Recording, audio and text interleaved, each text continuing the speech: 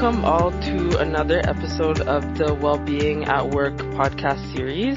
My name is Sonora Molgiro-Scott, Clinical Team Lead at Workplace Options, and I'm so pleased to be welcoming back Irene van der Zand, Founder and Executive Director of Kid Power International.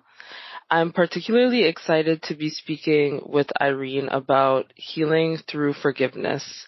As in most relationships, whether with a colleague, family member, friend, or significant other, conflict is inevitable.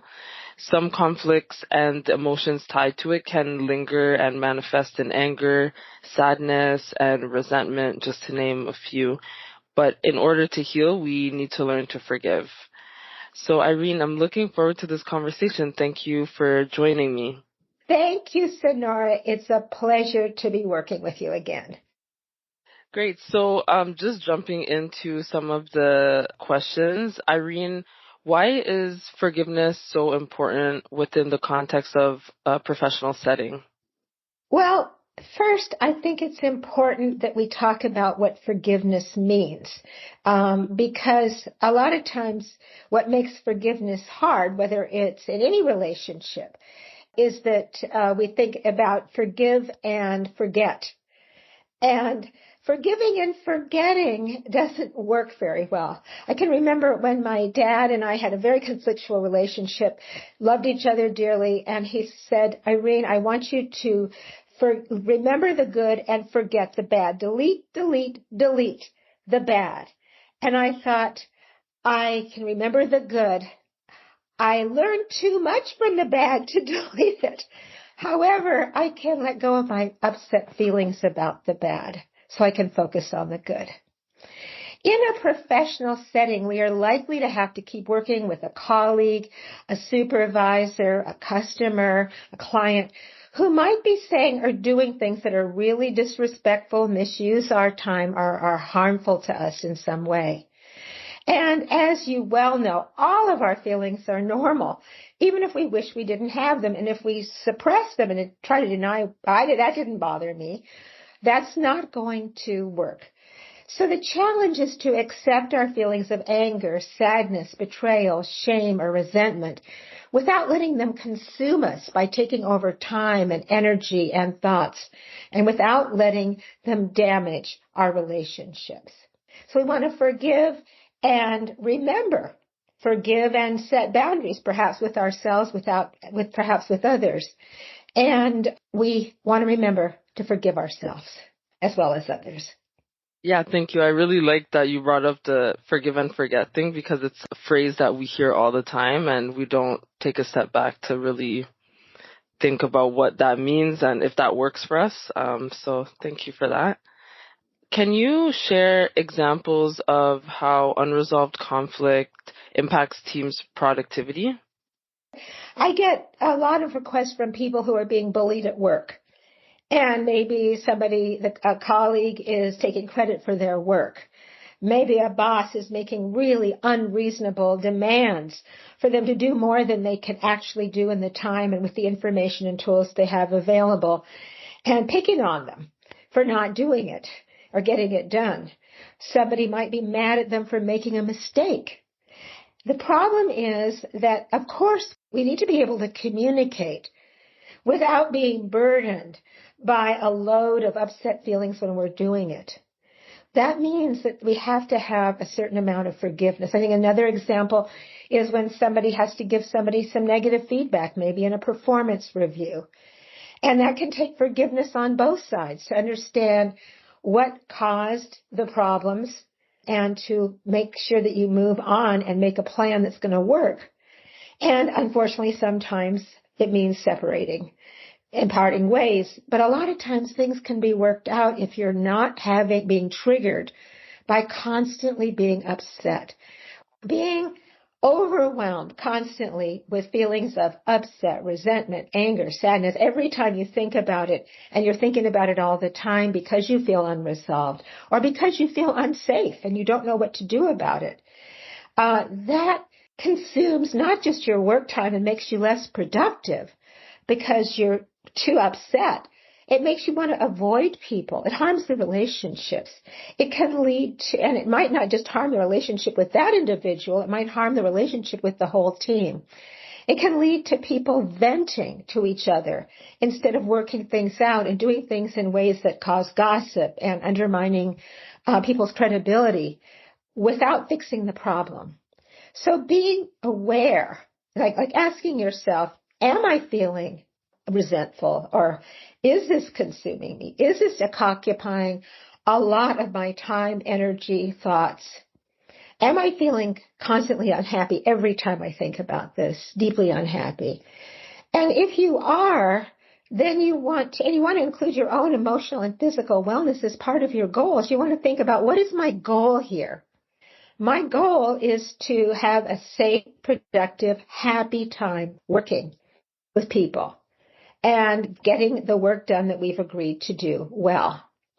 My goal is not to be constantly upset. And my goal is to have peace in my life. When you have these kinds of problems, it's just important to remember to stay aware. That's our 3 strategies. Stay aware. Notice when it's happening.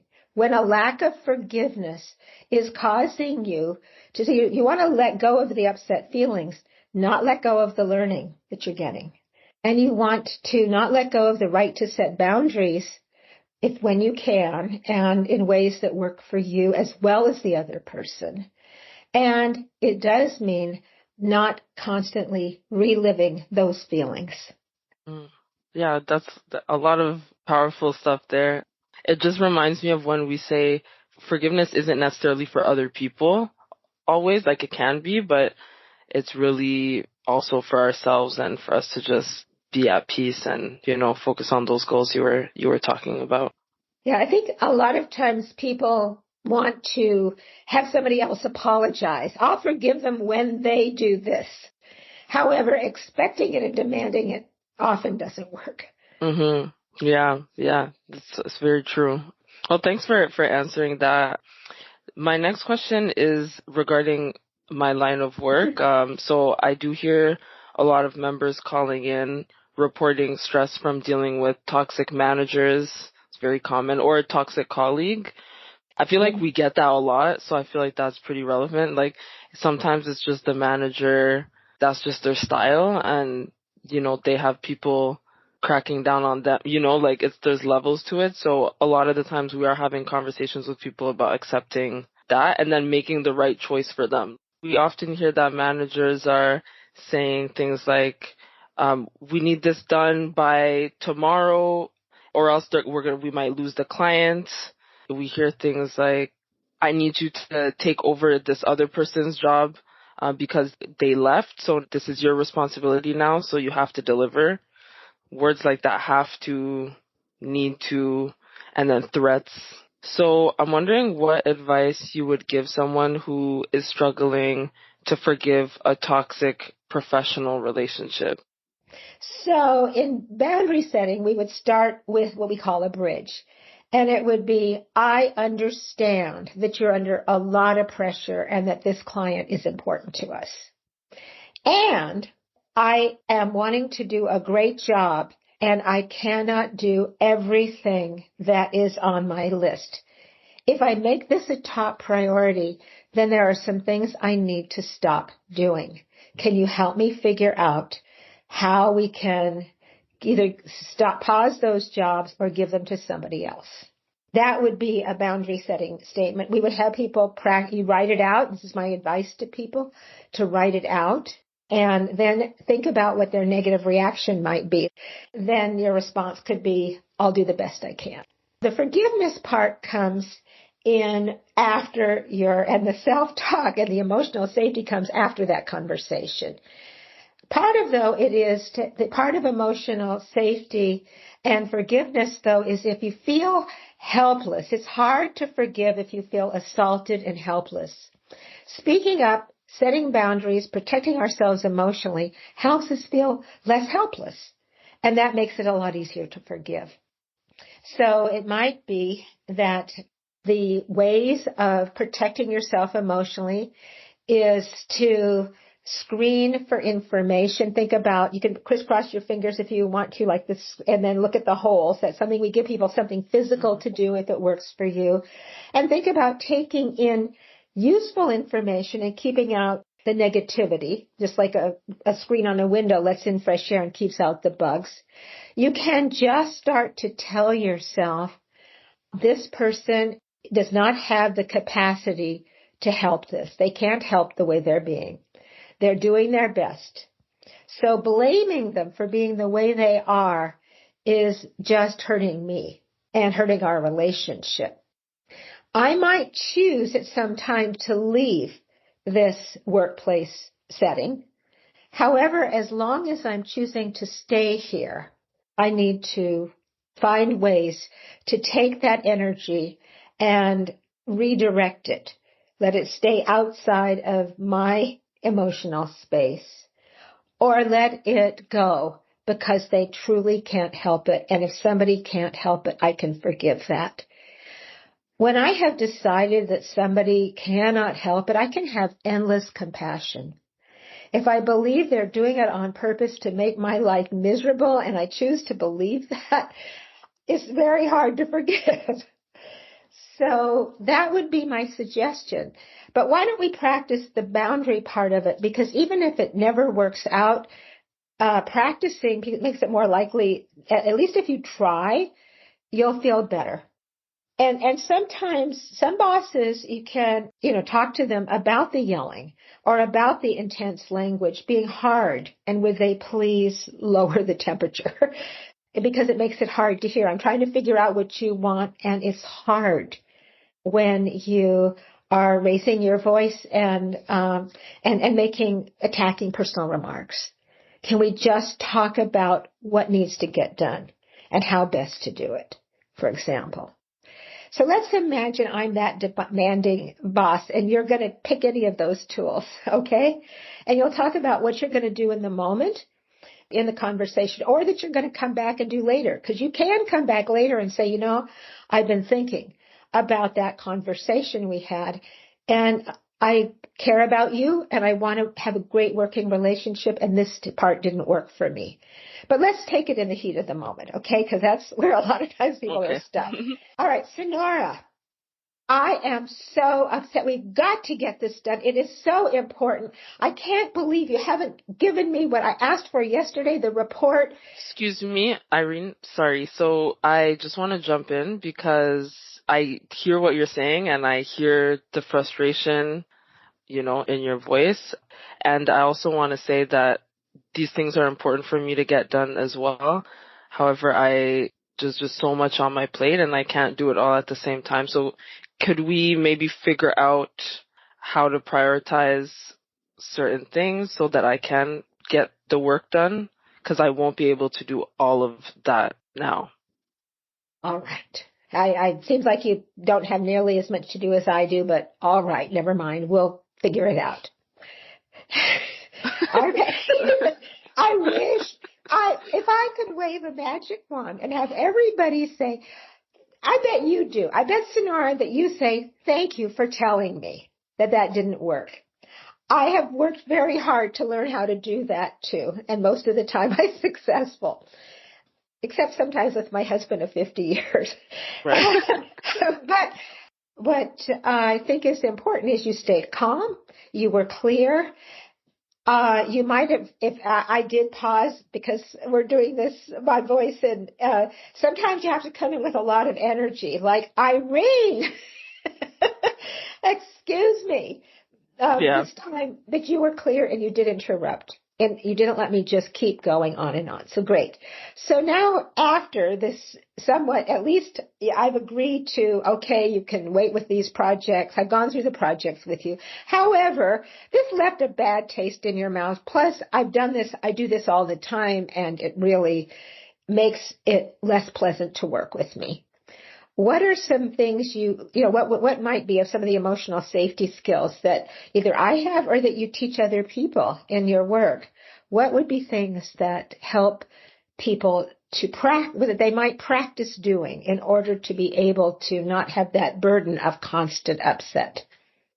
I mean, something I like to think of too is to accept the situation as well. Like, I don't know what the official term for that is, but I think sometimes we get caught up in the details of what happened and we replay things in our mind. And I think there comes a point where to move forward, you need to accept that that's what happened and then try to figure out what you need to move forward. So if that's the boundaries, setting boundaries, or, figuring out what's next for you professionally, that's what I encourage people to do, because most likely the environment will not change much.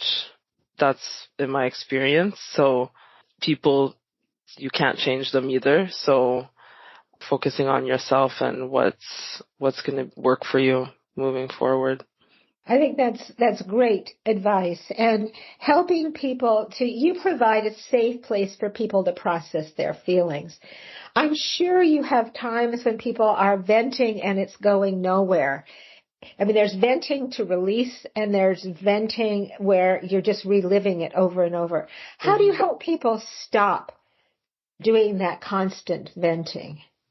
That's a tough one for me personally. I think it's a hard balance between providing the space and then not letting it get out of hand. Definitely something I continue to work on right now in my role.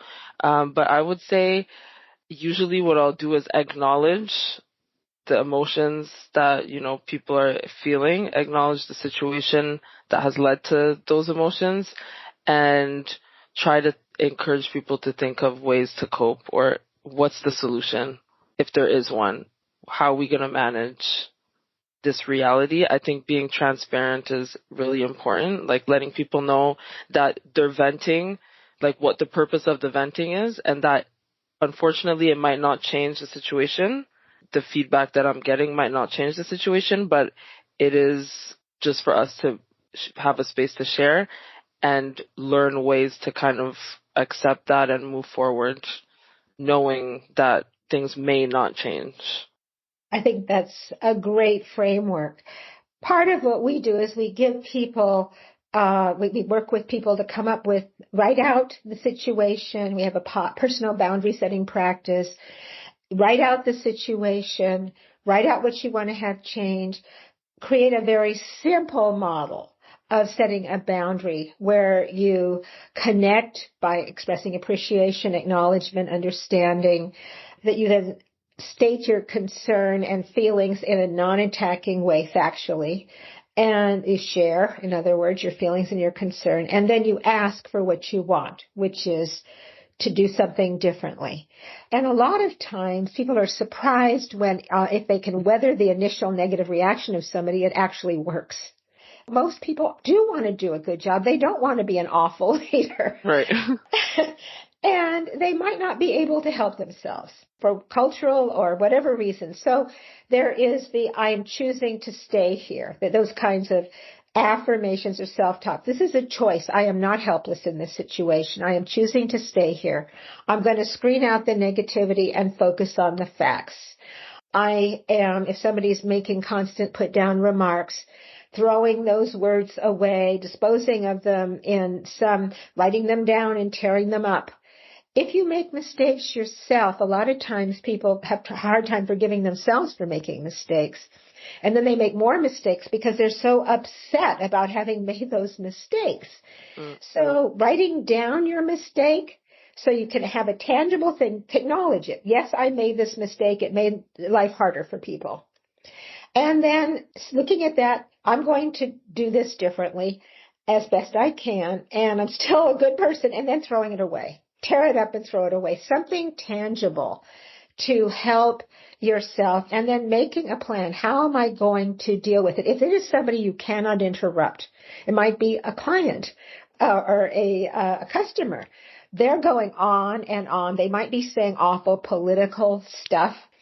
And you can say truthfully, that's interesting.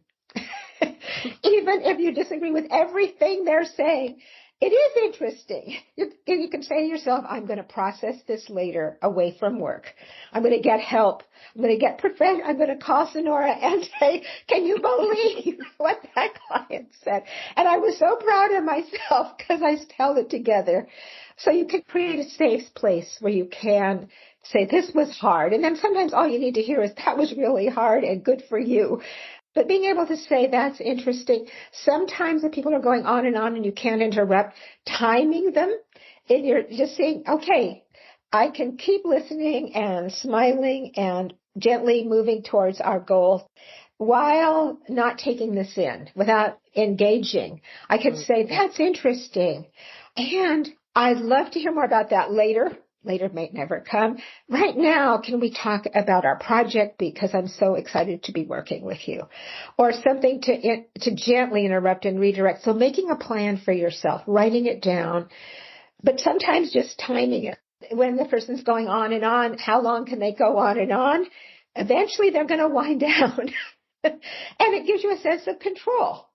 So that's just some strategies, but making a strategy that is very tangible for some people really helps them to be able to forgive the person. It's not about being right or wrong. It's not about, and not blaming them for being the way they are. Just saying, poor thing in yourself. Maybe it's not respectful, but inside yourself, you can say poor thing instead of you awful, evil person.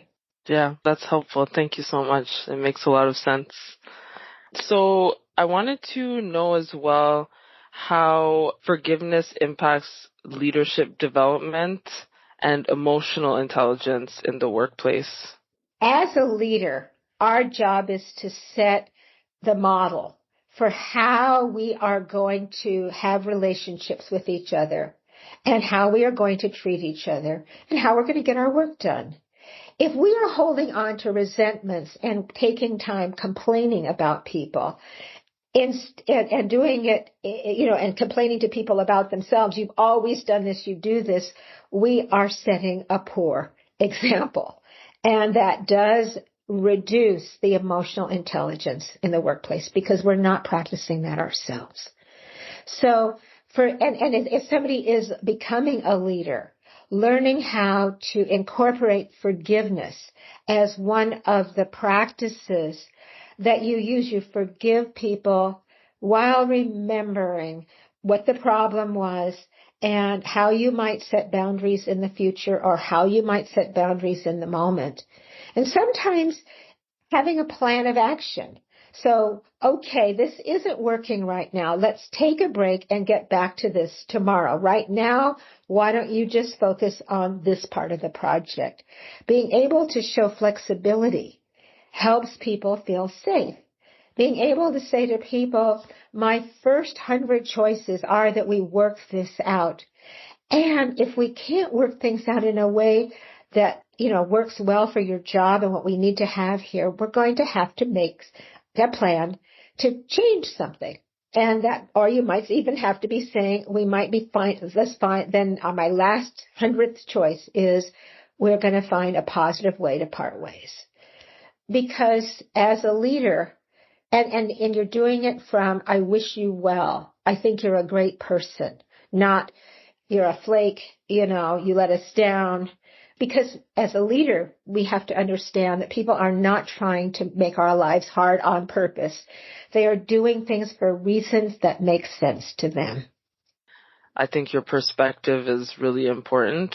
How you choose to receive things, it can make a big difference. So, giving people the benefit of the doubt, I think is really, really important as a leader, and not jumping to assumptions about why they might be doing things. So thank you for that.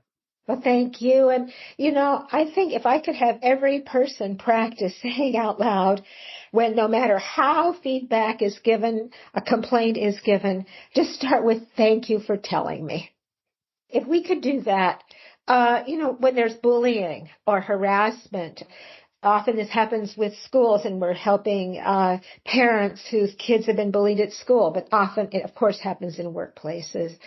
And if the leader could say, instead of just like having it documented, making a report, going through procedures, if there was actual, poor behavior that happened, saying, I am so sorry this happened to you.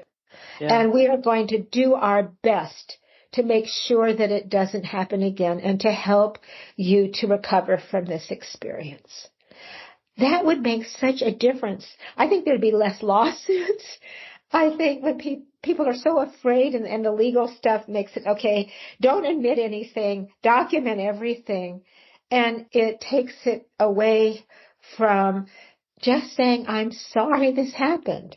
And let's work on this, together. Yeah. Yeah, it can go a long way. The last question I had for you was, can you tell our listeners how practicing forgiveness helps to build resilience in the long term? Well, so what does resilience mean? It means adapting to change, the ability to adapt to change and to recover from hard situations more quickly and fully. When we are not consumed with upset feelings and blame and shame towards ourselves or others, then we have a lot more space to create more peace, to problem solve, to look for positive solutions and positive alternatives. Whether it's as an individual deciding how we're going to manage a workplace situation and we are more resilient to that, or if there's change in the workplace, maybe downsizing is a huge thing in companies. When they have to downsize, it creates enormous stress for people and the uncertainty of that. But being able to say, okay, working on our belief in ourselves as we are also forgiving ourselves for mistakes, forgiving the people involved in the situation that is causing us harm, then it gives us much more space to be able to adapt and recover. Yeah, I totally agree. Absolutely. I think the only thing I would add is about resilience. I think it's something that's not talked about enough in the workplace. It's very much like the focus is very much personal life, how to be resilient, when you go through hardships in life. But in the workplace, there's always changes, especially our workplace, and our field. We have to keep, updated with the best practices and things like that. And I think knowing that you work in an environment where there is a lot of change, resilience is very, very important. And, whether that's a change in who's managing you and what style they come in with, or just other organizational changes, I think it's focusing on how to be resilient as opposed to focusing on how this environment doesn't work for you, or, how can an environment work with you instead of against you, I think really helps, especially if knowing you're going to work most of your life. I think it's an important skill to have. So yeah, it's definitely something I think a lot about. And even for the people on my team, I hope that they can continue to build resilience, and everyone I work with, including myself, just to be better equipped for anything and for life in general, because I know one thing that's for sure is that there are going to be challenges. We just don't know when and what they might look like, but that's the nature of this life. And so learning those skills, I think, is really, really important. So I really appreciate you sharing your insight and talking about these difficult things that might not always come up in the professional environment. Well, thank you. Again, I always learn a lot every time we talk together and work on a podcast or anything together. Thank you. Thanks. Well, Irene, I wanted to thank you once again for your time with me today. And I also wanted to take a moment to highlight our continued partnership. So WPO partnered with Kid Power International to be part of our impact project for this year called Empowering the Future, which focused on putting the spotlight on the emotional and physical well-being of people of all ages. Through this partnership, Workplace Options employees and member clients received access to Kid Power's resources, including workshops, online training courses, and tip sheets that cover various well-being and safety topics. So if you want to learn more about Kid Power, visit www.kidpower.ca www.kidpower.org, and the information will also be posted on the podcast page. And if you would like to receive more information about well-being programs, learning and training events for your employees, you can send us a message through the Contact Us message center, and the link is posted on this podcast page as well. So on behalf of our team, we wish you and your loved ones all a safe and peaceful holiday season, and until next time, take care. Thank you. You have a great holiday too.